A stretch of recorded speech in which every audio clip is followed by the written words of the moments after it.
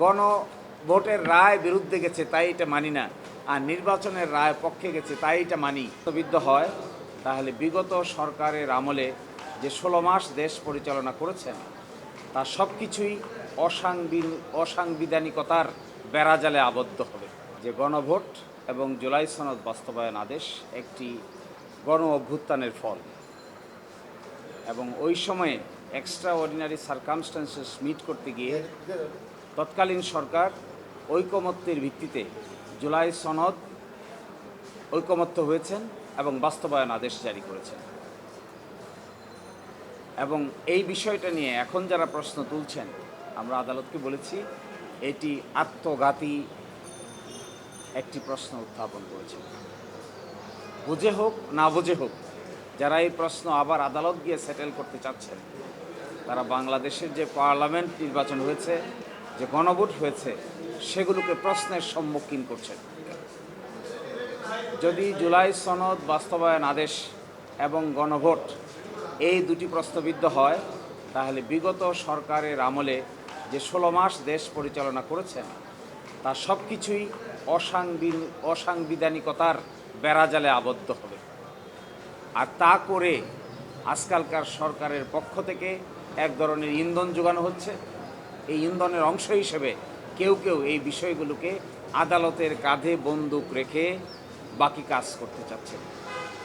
আমরা বলেছি এটি সম্পূর্ণরূপে আত্মঘাতী পদক্ষেপ। এখান থেকে যদি সরে না আসেন, তাহলে জুলাই সনদ, জুলাই মাস আপসার্জ কিংবা পরবর্তীতে জুলাই সনদ বাস্তবায়ন আদেশ এগুলো যদি প্রশ্নবিদ্ধ হয়, তাহলে গণভোট প্রশ্নবিদ্ধ হয়, নির্বাচন প্রশ্নবিদ্ধ হয়, এবং একই সাথে আগামীর পার্লামেন্টও প্রশ্নবিদ্ধ হয়। তারা বলেছেন এগুলো সংবিধানে নাই।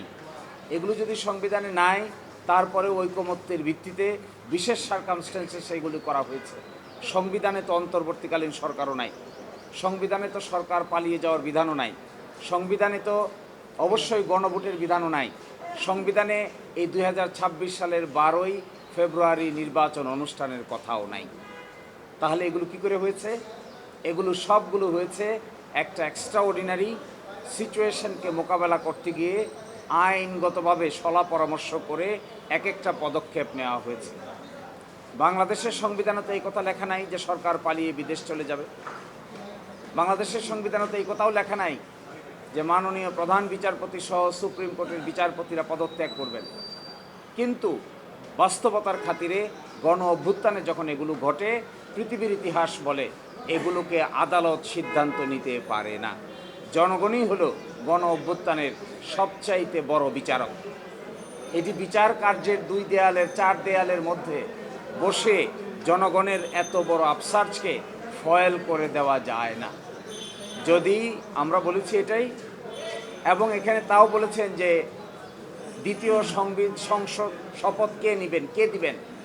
এই আইনের 8 ধারায় বলা আছে দ্বিতীয় শপথ তিনিই দিবেন, যিনি সংসদ সদস্যদের শপথ দিবেন তিনিই দিবেন। অর্থাৎ প্রধান নির্বাচন কমিশনার দিয়েছেন, এখানেও প্রধান নির্বাচন কমিশনার দেবেন। স্পষ্ট আইনের বিধানকে ওনারা এখন এসে বলছেন এগুলো অসাংবিধানিক।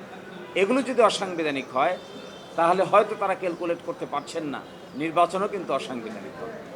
এটা যদি অসাংবিধানিক হয়, তাহলে মধ্য রাস্তায় এসে গণভোট যে করা হলো এটাও অসাংবিধানিক। গণভোটকে মানছেন না, নির্বাচনকে মানছেন, তাহলে কি দাঁড়ালো? যারা গণভোটকে মানেন না, একই দিনে তো গণভোট হলো, একই দিনে নির্বাচন হলো। আপনি যদি গণভোটকে অসাংবিধানিক বলেন, তাহলে নির্বাচনকে কি বলবেন? নির্বাচনকেও বলতে হবে আপনাকে অসাংবিধানিক। আপনি একটাকে নিবেন আরেকটাকে নিবেন না, এই দ্বৈত চরিত্র তো চলতে পারবে না সংবিধানে। সাংবিধানিকতার দোহাই যদি দিতেই হয়, তাহলে ভালো করে দেন। বিগত 16 মাসে 18 মাসে যা কিছু হয়েছে সব কিছু আনডান করে দেন। তা যদি করেন, তা যদি করতে চান করেন।